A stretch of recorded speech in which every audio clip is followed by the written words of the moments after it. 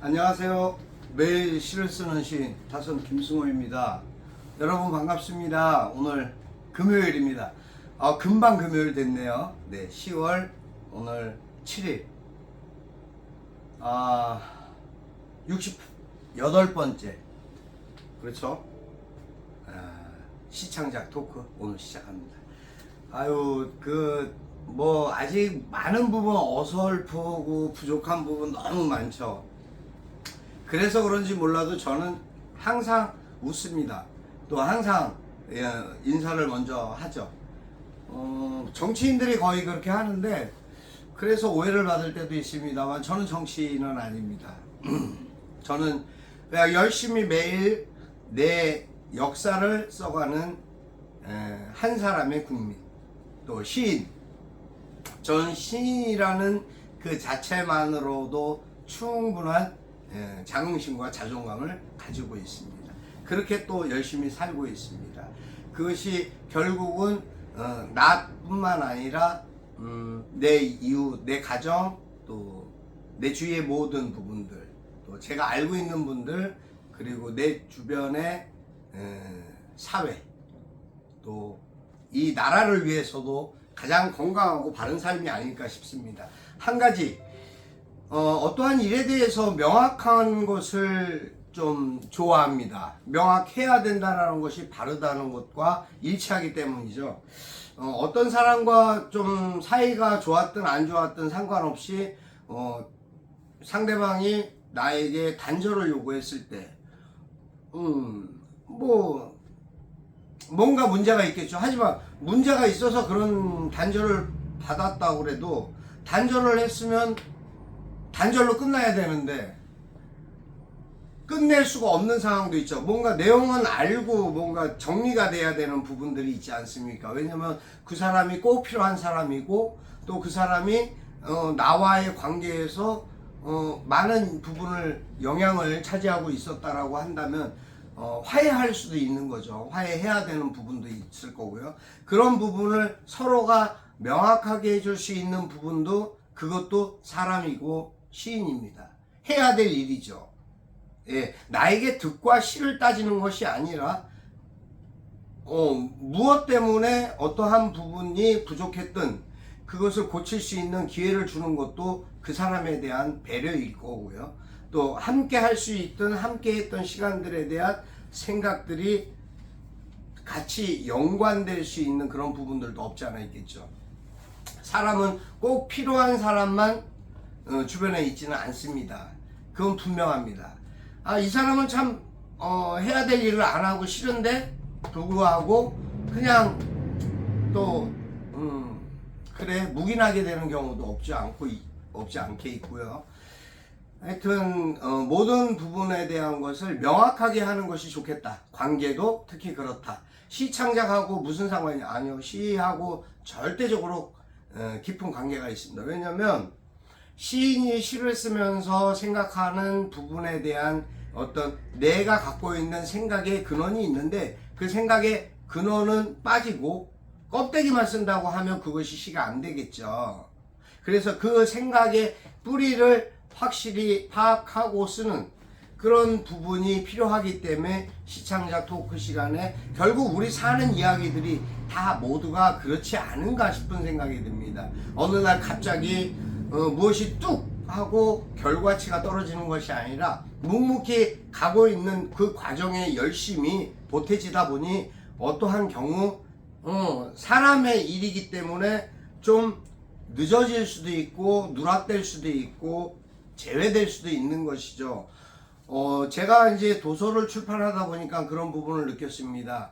많은 부분들 교정 작업하고 내용 자체를 여러 번 수정도 하고 편집 과정을 거치고 또 그 편집 과정을 또 보면서도 제대로 어떨 때는 결과치를 봤을 때 오타나 탈자가 있는 경우도 있고 또 잘못된 부분이 문구가 이중으로 들어가는 경우도 있고 결과적으로 그런 부분들이 생기더란 얘기죠. 왜 그럴까요?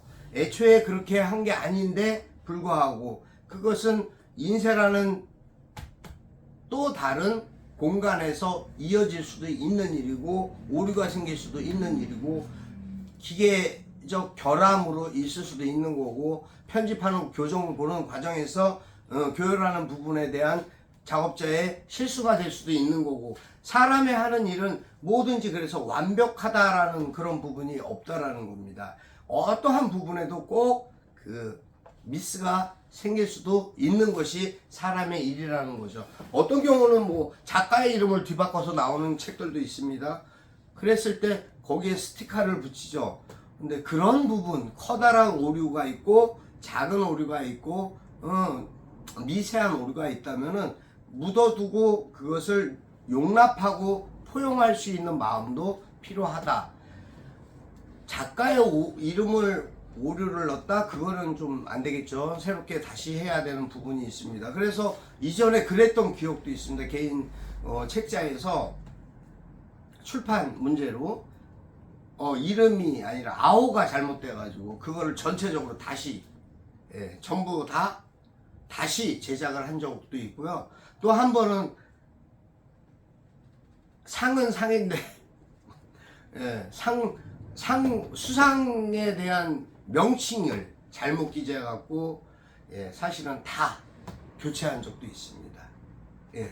또 어떤 경우는 그런 부분이었는데 그거는 이제 작가의 이해를 구해서 스티커 작업을 한 적도 있습니다. 그러니까 그런 과정들이 저도 하나씩 배워가고 기획하시는 분도 하나씩 배워가고 교정하시는 분들도 하나씩 배워가고 그러한 단계별로 뭔가 성장하기 위한 과정이라는 게 있었다는 거죠. 그것을 쉽게 생각할 수 없더라는 것을 제가 느끼면서 글도 그렇지 않을까. 우리가 글을 쓰면서 어떠한 마음으로 쓰느냐에 따른 생각도 깊어지겠지만 그 글에 대한 내 갖고 있는 애착 이상으로 정말 좋은 글을 누군가에게 전달해야 되겠다라는 사명감까지도 필요한 것이 글이 아닐까라는 생각을 합니다. 저는 오늘 여러분들과 만나기 위해서 얼마 전에 그 수수밭을 봤어요. 수수밭을. 너무 참 그러니까 요새 이제 농수산 그쪽 계통에서는 수수라는 작물 자체가 그렇게 효율성이 없답니다. 그래갖고 그것을 재배하는 분들이 농가가 많이 없어졌어요. 다른 작물들로 대처하고 있는데 그래서 참 보기 어렵다고 하더라고요. 근데 그 수수밭을 보면서 느낀 부분들을 시로 표현하게 됐습니다. 오늘 이 시가 여러분들에게 어떻게 들릴지 모르겠습니다만 제 마음에는 사랑하는 마음으로 썼습니다. 읽어드리겠습니다. 수수밭, 바선 김승우. 그 옛날 시골의 풍경, 수수 팥단지라는 맛있는 떡을 만들 수 있는 수수밭을 발견하고 와 감탄. 하늘도 들판도 산도 그저 아름다운 풍경이었다. 이제는 흔히 접하기 힘든 수수밭. 가을이 길목에서 바라본 그 순간은 너뿐만 아닌 나에게 마음의 고향처럼 다가선다. 쌉싸름하게 단맛의 내가 처음이지만 내게 기억된 입맞춤이 나를 자연인으로 이끈다. 좋아한다고 고백하였던 그 순간이 오늘도 수수밭을 보며 떠올리니 가슴 짠하다. 이렇게 썼습니다. 혹시 기억하시나요, 여러분? 첫사랑의 입맞춤, 달콤한 누군가와의 입맞춤이 기억나는 그러한 설레는 마음, 그런 생각들 속에서 오늘의 글이 탄생한 것 같습니다. 부족한 글입니다. 하지만 사랑해 주시고 또 이렇게 여러분과 이렇게 만날 수 있는 시간이 있고 또 함께 나누면서 뭔가 소통할 수 있는 대화창이 있고 시대가 너무 달라졌습니다. 그 달라진 시대로 인해서 얻어지는 누리고 나눌 수 있는 부분들이 더 넓고 더 커졌죠. 그 부분들을 제대로 못할 때 아쉬움과 안타까움이 있는 겁니다. 나눔을 알면서도 나누지 못하는 것. 여러분 부자가 나눌 줄 알고 베풀 줄 아는 거 흔치 않죠. 왜 그럴까요? 그들의 마음에는 한 가지 우리의 생각보다 한 가지 더 있는 게 있습니다. 그게 뭘까요?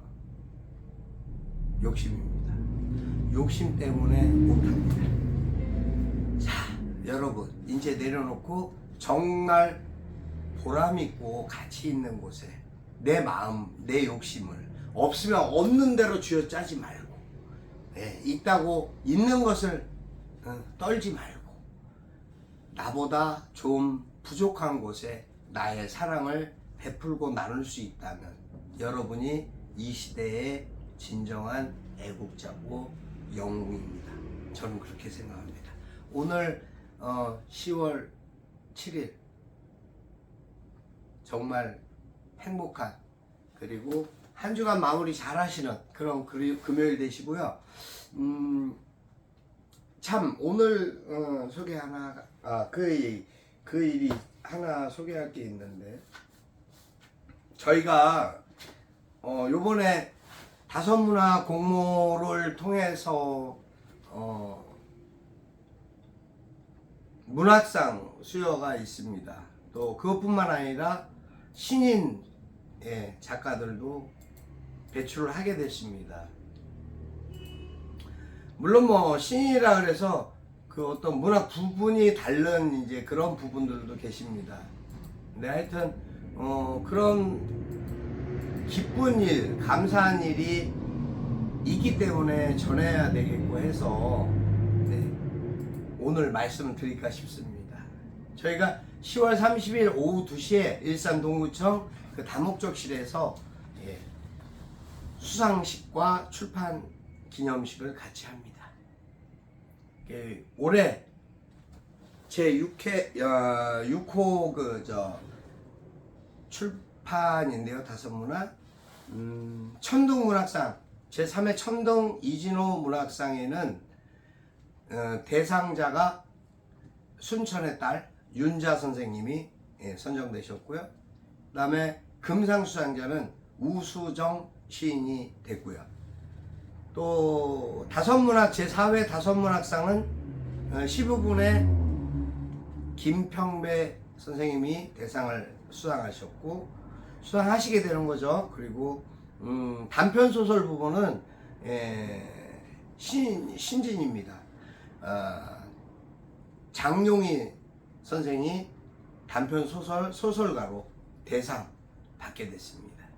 신인문학상에는 우리 대상으로 중편소설 부분인데, 신인문학상이 저희 전체 다섯문학 신인문학상, 올해 신인문학상 최고 대상이 유온유 작가가 수상하게 됐고, 시 부분